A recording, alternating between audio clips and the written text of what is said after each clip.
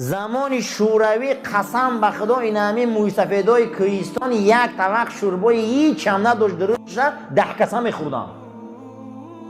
یعنی یک کاسه یک گاو بود 20 آدم شیر میداد. یک گاو داشت بیچاره‌مو. قسم به خدا کوهستانای ما یک طبق شکرای هیچ هم درش نداشت 20 کس میخوردن همون خندیده خندیده. حاضر هر آدم الهیده به خودش طبق داره. نه که او محبت نیست. او دوره محبت نیست، او فیض نیست، او فتوحات نیست. پیش قسم به خدا در جای ما گرجای کلخاز بود، همون انسان ها مردم خانهش می آوردن، همون قشافیارای سلیستر بودن، یک خانه یک دیگرش تا 20 کس هم می اومدن یک طبق می خوردن. هم فیض بود، هم پول بود، هم فتوحات بود، زمین حاصلش در اوج علا بود. خیلی دولت همون زیاد شد، لیکن آدمای بی‌معنی شدیم. آدمای دیگه محبت نیست بین ما ده. خیلی دنیا کشا شد اما محبت نیست. یک دانه نان 5 کس میخوردن. مصلحت آشیا بود، حشر آشیا بود. اکثریت خانه ها را حشر میساختن. برای چی؟ محبت بود. هیچی نبود، پیشروی نبود، لیکن محبت همون دور دنیا را لرزانده بود. من اینا گفتم حضرت که زمان صحابه همین خیلی بود میگه آخی. این میگه محبت ها بود که ما مسلمان شدیم و کودکان ما مسلمان شده، زن و همه ما اهل ایمان شدیم. معلوم بوده که ویا خیلی خصلت ها داشتیم. ما انای خصلت های جوان مردی دور شدیم که خدا بالای ما عتاب کرده. روز مرد را به سوی جهنم میبردن در قیامت.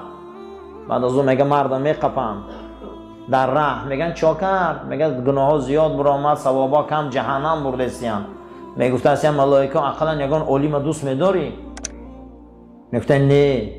میگفتن یگان دوست و رفیق داری که یگان علیم دوست داره؟ رسول اکرم میگن این حدیثه. میگفتن بله دارم. میگفتن همون رفیق شیاوی بیاره. میگفتن تو یگان علیم خودی دوست هستی؟ میگفتن بله دوست هستم. کیایو؟ میگفتن فلانی. میگفتن همون را بیاره. روبرو میکردن که هر دوتون دوسته؟ میگفتن بله دوستیم. از شفاعت دوستداری علمای همون رفیقش همین هم جنت می آوردیم. برای همین علیکم بمجالست العلماء، در مجلس علما شینه. صحبت اینها قسم به خدا ای دلار هم قیمت ای، ای طلا هم قیمت ای همین دنیا هم قیمت ای.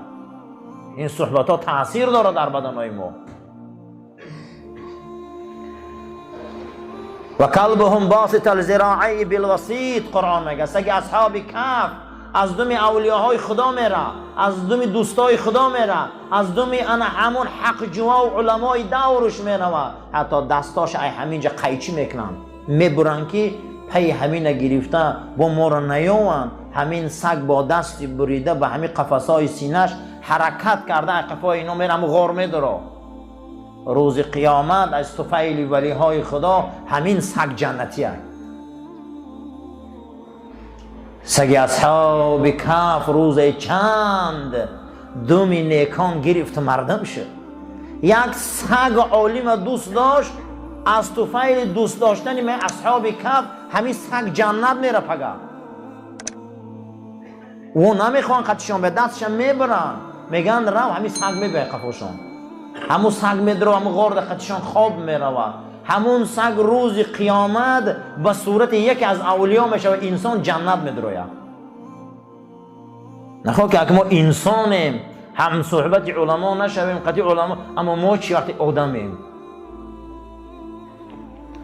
برای همین صحبت علما اکسیره، صحبت علما تأثیر بخشه، صحبت علما برای ما خیلی خیلی چیزی بزرگه. این نعمت ها را باید ای دست نتیم.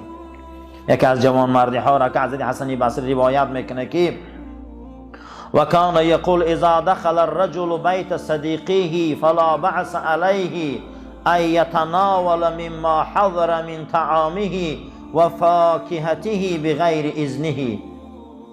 حسن بصری گفت زمان پیغمبر و زمان تابعین ما همین خیل بود که هر وقتا که یک آدم خانه دوستش میرفت، در خانه او از نعمتهای فراوان چیزی که بود رنگ خانه خودش باری همون صاحب خانه می آورد. یگان باکی نبود. میگه ما میوه های یکدیگر ما رو میخوردیم، ای باغای یکدیگر ما استفاده میبردیم. در یک روایت دیگر آمده که ما فقط در مسئله زنامون و دخترامون یک جا نبودیم، دیگه همه کار ما در عهد صحابه و تابعین جویا بود. همون زن و دخترامون فقط چی جدا بود، دیگه بچه هامون هم یک دیگریمون بود، پول و مالمون هم از یک دیگریمون بود، تجارت هامون هم از یک دیگریمون بود. از یک بازار همه منفعت میبرد، از یک دکان همه منفعت میبرد، از یک نان همه منفعت میبرد، از یک باغ همه منفعت میبرد. انمی خیلی دوره بود میگه اسلام جهان گرفت. انمی بود میگه زمانی صحابه چیز شخصی نداشت، همه روزش کار میکرد، میگه بین برادراشون همشون تقسیم میکردن. همین قدر میگه اسلام عزت پیدا کرد. حضرت عمر ابن عبدالعزیز هر روز پنجشنبه در خاندان و مهمانخانه‌شان بزم علما داشتن. عمر ابن عبدالعزیز هم حتی میدونه، بعضی علماها مورخا اینا خلفای راشدین هم میگن، پنجم خلیفه میگن. بسیار شخصیت بزرگ گذشتگی است. وقتی که پدرش عبدالعزیز ابن مروان آساقالی میکنن در نبیره حضرت عمر، وقتی که نبیره حضرت عمر در آساقالیش میکنن، حضرت عمر فرزندی داشتن با نام آصیف. شبا میگشتن در کوچه های مدینه که از زنی شیر فروش گفته است که دختر که زنک دختر چم ای دخترم همین یک قاو بیار در شیر قوش کنه پگه بازار دمی فروشه. میگه دختر در جواب میگه این قرار امیرالمومنین یوخی که در شیراتون او نندازه چخه میفروشی؟ یه گفته عمر ما رو در این شب کجا میبینه یا فردا بازار ده؟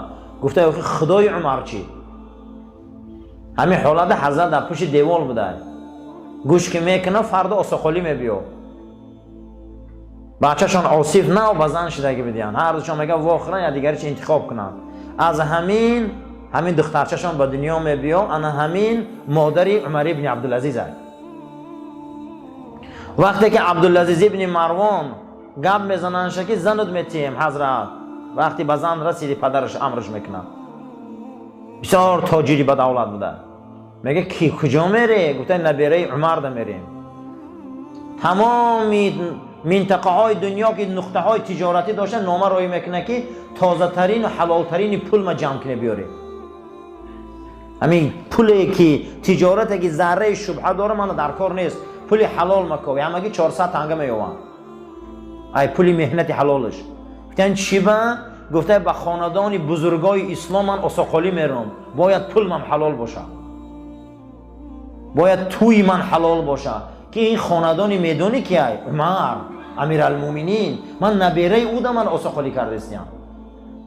وقتی که حضرت عبدالعزیز بن مروان این کارو که میکنه و میره نبیره حضرت عمر در نکاحشان میدرارن، از حلال کاری و حلال خوریشان خدا برای اینا فرزند میتیه، نام او را میمونن عمر ابن عبدالعزیز. حضرت 5.5 سال خلیفه عالم اسلام بود، بعضی یک روایت 3.5 سال میگن. ای روزی که خلیفگی را قبول کردگی بده است، از روزی که امیری عالم اسلام قبول میکنه، دولت اسلام خط رخنه های خطای میبیاره و ای بری دولت اسلام خط اروپا میبره. جنگ صلیبی را بریدگی حضرت، بسیار شخصیت بزرگ بودگی.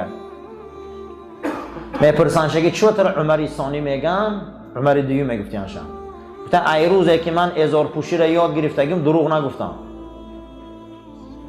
از روزی که من ازار پوشی را یاد گرفتم میده حق بودم، من دروغ گفتگی نیستم، من نمیدونم که دروغ چیه.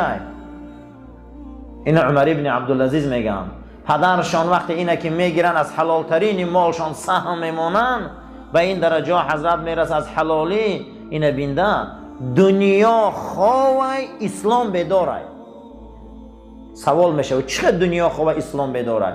در یگان فن دنیا ما یک کلمه برای حرام حلال نمیویم. کنی یک از دست برداره گوه که من در علم خیمی خواندم که بحث حلال حرام است. یک از خیزه گوه که من در علم متیمت که علم حلال حرام است. من فهم یک انسان خیزه گوه من در علم ادبیات خواندم که علم حلال حرام یک باب هست. یا یک از خیزه گوه من در زبان مادری خواندم که لقمه حرام تأثیر داره در فرزند.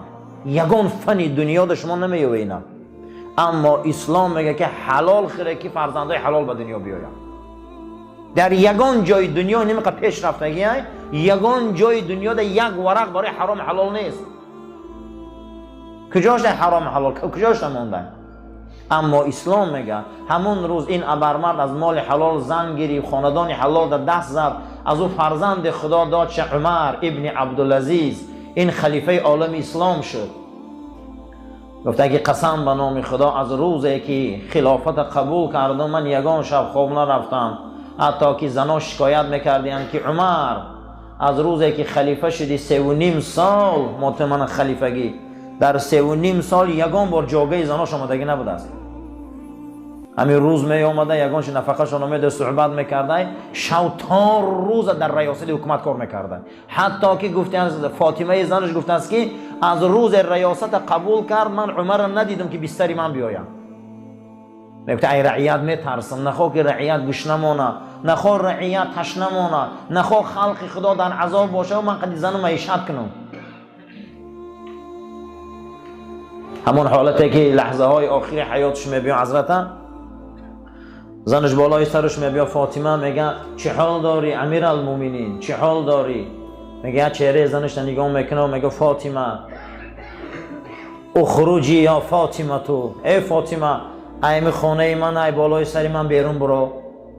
میگه آخه 5 سال شد من ترا سوز ندیدم، همین روزم سر میکنی، همین روزم تو من ای بالای سرت سر میکنی، 5 سال ای من ترا آغوش ندیدم. عمر تو شوخی نکن، ما فرزند داریم، ایت چوی خیل میکنی؟ گفته الان از آسمان ذاتای فرامده هستین که تو اونها رو ندیده استی، الان از آسمان موجودات آمده هستین، همین اطراف پاکیزه پر شده، من طاقم ای من چی میخوانینو؟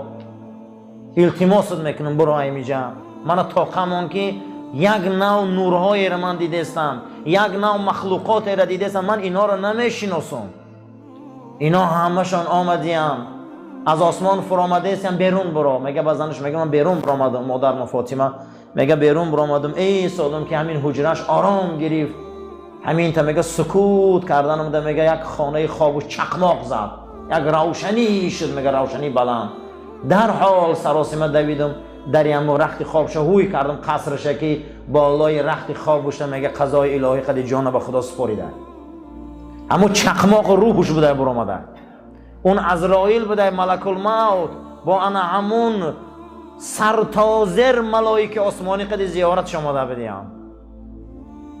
با یک خرسندی خوشی میگه روح این ابرمرد آسمانی بالا بردن. برای امین هر یک تمام وقتی میشینیم هر یک تمام صحبت میکنیم، ایردانیم که عمر ابن عبدالعزیز هر روز پنجشنبه تمام علما را دعوت میکرده، در میمخانش نان میداده، خودش آمده در پاگی در میشیشته خلیفه. بعد میگه بحث علما را گوش میکرده، اینش صحبت داره، اینش صحبت داره، اینش. بعد از اون میگه دهنی درد خودش میشیشته، گریه میکرده. میگه گفتن امیر المومنین چی به گریه میکنی؟ میگه پیغمبر صلی الله علیه و سلم فرمودن کسی را که خدا بهشتی کنه همنشین علما میکنه. یکی از نشانه های بهشتی همین بوده که رفیق علما باشی، دوست علما باشی، یک هفته هم باشه یک بار پیشش بیایی. امروز ما هم نمود رفیق داریم، ما رفیق علما نداریم، اقلا 10 روزه یک بار پیشم بیاییم که اونها شینن، اونها کجلگی ما را راست کنن، با گپاشان با صحبتاشان قلبای ما را ملایم کنن. حتی که حضرت امام ابو حنیفه هر روزی جمعه که بیگشت میشده خوشبویی میگرفتن، یک طبق خوراک میگرفتن، میگفتن کجا میری حضرت امام، کجا میری شما؟ میگفتن امام اوزاعی آمده زیارتش میرم. میگفتن آقا امام اوزاعی در پیش شما از علم و مرتبت خیلی درجه مقصد میونه و پایان ده. میگفتن نه این گپ نگوی، هر علما به خودش یک بهار داره. حتی که حضرت امام ابو حنیفه زیاده از 55 بار حج کرده بوده، 55 بار حاجی شده بوده. هر باری که میرفته حضرت مالک ابن انس سردار علمای حدیث در عالم اسلام، رئیس علمای مدینه منوره، مالک ابن انس بنیادگذار علم حدیث در عالم اسلام، یک شتر میپختای حضرت امام ابو حنیفه رو به میطلبیدای.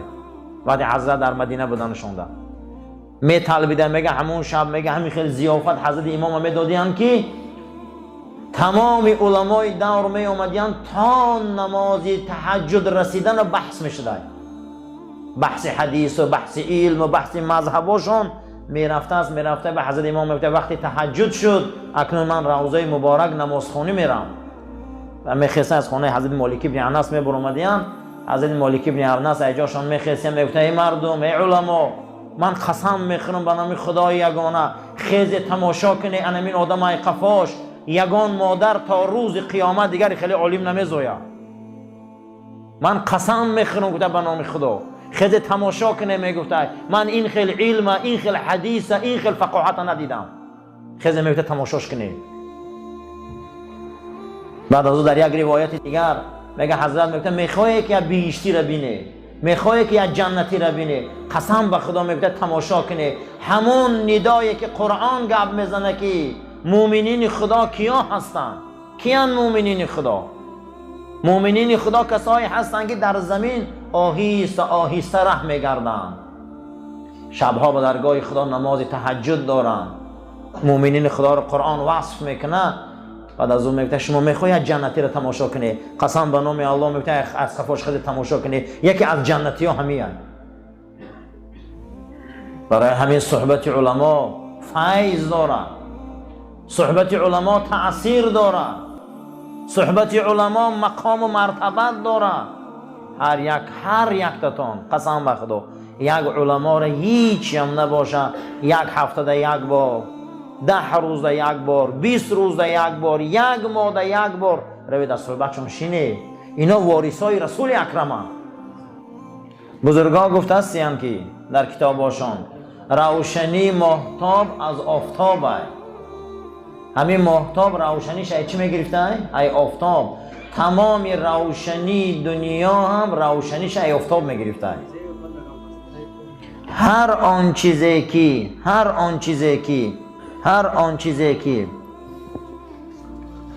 او روشنی داره، قوه داره، نیرو داره، بزرگی داره، او هم از آفتاب بوده است. اما بزرگا گفتیان که مسلمان روشنی و قوتش از چی میگیره؟ یکم رسول اکرم صلی الله علیه و سلم گفته که مسلمان روشنیش ای نماز تهجد میگیره. پیغمبر خدا گفته که نماز شب نور چشم من است، یعنی که دو چشم من نورانی در نماز شب است. نماز شب نور چشم رسول اکرم ده صلی الله علیه و سلم. کدام وقت ما روشنیم، کدام وقت ما بدن ما نیرو داره، کدام وقت بدن ما خوشرو است، نورانی است، روشنی میپوشه روی ما، با آن شرطی که شب خیزیم با خدا راز گوییم. پیغمبر ما مقام محمود ای نماز شب یافتند. پیغمبر ما مقام محمود ای کجا یافته بودند؟ نماز شب، تهجد. هر کسی که نماز شب داره و قوت داره، کسی نماز شب نداره و قوت نداره. عبدالله ابن عمر گفته است که نماز شب حیبت مسلمان است. مسلمان اگر نماز شب داشتگی باشه خدا در بدنی او حیبت میداده. همین گونه حیبت میداده است که در همین زمین از حیبت او همه میحراسیده. مؤمنین خدا باید حیبت داشته باشند. حیبت در نماز شب بده برای مسلمان. نماز شب نور چشم بده. هر وقتا که انسان با قرآن شینه و با تفسیر شینه و با اهل علم شینه، این انسان روشن میشده. انسان چی میشده است؟ روشن میشده. برای همین روشنی ها را زیاد کنیم، قوت زیاد کنیم، نوری بدن زیاد کنیم، با نماز شب، با تلاوت قرآن، با اهل علم. رسول اکرم صلی الله علیه و سلم فرمودند که علیکم بمجالسه العلماء. امتم همیشه در مجلس علما شینه، همیشه در مجلس علما شینه.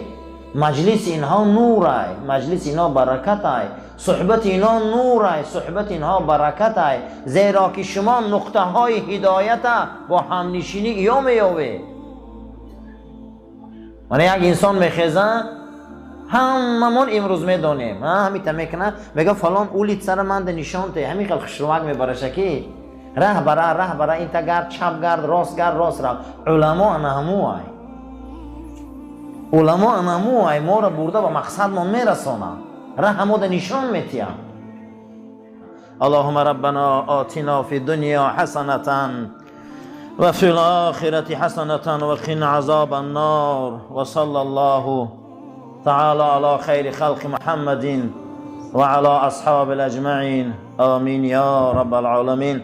سفر راست گیره تلفوناتون رو خاموش کنیم.